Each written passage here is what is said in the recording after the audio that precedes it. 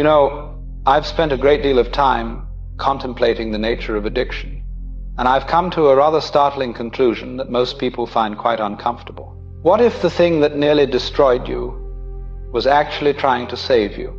Now, I realize that sounds absurd, perhaps even offensive to those of you who've suffered through the hell of addiction. But stay with me for a moment, because what I'm about to share with you might completely transform how you understand your struggle. You see, I've come to believe that the addict is not a weak person, not a moral failure, not someone who lacks discipline or character. The addict is a mystic who's lost their way, someone whose soul is reaching for transcendence but grasping at the wrong door. And here's what fascinates me. What if your addiction wasn't a curse at all? What if it was a calling?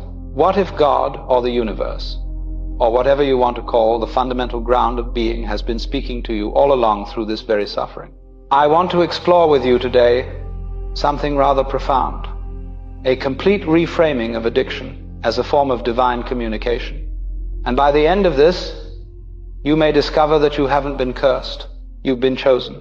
Let's begin by understanding what we're really dealing with here. Society, in its infinite wisdom, looks at addiction through the narrowest possible lens: disease, dysfunction, moral bankruptcy, someone who can't control themselves, someone who needs to be fixed, medicated, rehabilitated.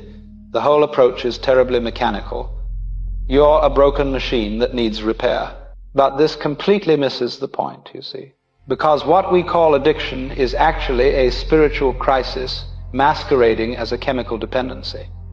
It's the soul in revolt against the shallowness of ordinary existence.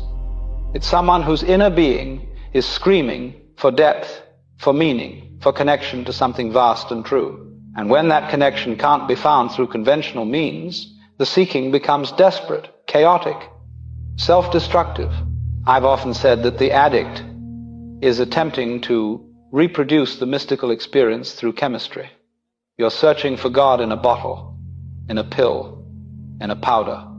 Not because you're weak, but because somewhere deep inside you remember that there's more. That ordinary consciousness, ordinary reality, ordinary life as we've constructed it, is simply not enough. The problem isn't the longing. The longing is absolutely sacred. The problem is the method. You see, the substance becomes a false prophet. It promises heaven but delivers hell. It offers a glimpse of unity, of transcendence,